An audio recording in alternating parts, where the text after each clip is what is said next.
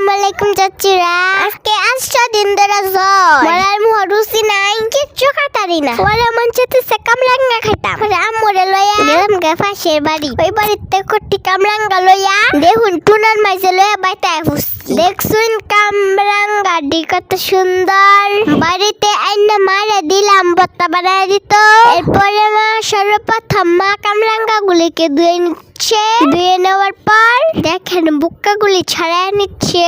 এরপরে আবার বাটির মধ্যে পানি নিয়ে ভালো করে ধুয়ে নিচ্ছে যেন কোনো ময়লা না থাকে। এরপর কুচি কুচি করে সুন্দর করে কেটে নিচ্ছে। কেটে নেওয়ার পর দেখছো কত সুন্দর দেখা যাচ্ছে।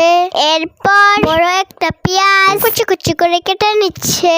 এখানে দেখতে পাচ্ছি একটা গ্যাস ম্যাচ। ডিব্বার ভিতর থেকে মা 2টা শুকনো মরিচ বের করে নিচ্ছে।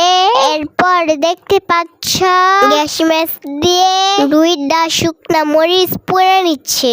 এখন হলো ভর্তাটা বানানোর পালা। লবণ, মরিচ, পেঁয়াজ হাত দিয়ে ডলে ডলে নিচ্ছে। আর আমি এইদিকে অস্থির হয়ে আছি কখন যে খাবো। দেখতে পাচ্ছ বন্ধুরা, ফাইনালি সুন্দর একটি কামরাঙ্গা ভর্তা হয়ে গেল। আর ওই দিক দিয়ে আমিও রেডি কামরাঙ্গা ভর্তা খাওয়ার জন্য। তো বিসমিল্লাহ বলে মুখে দিয়ে দিলাম। জ্বরের মুখে কামরাঙ্গা ভর্তাটা খাইতে কিন্তু সেই মজা লাগছে।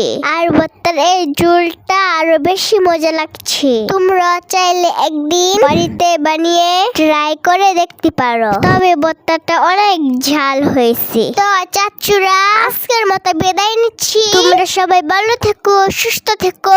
ধন্যবাদ সবাইকে। আসসালামু আলাইকুম, টাটা, বাই বাই।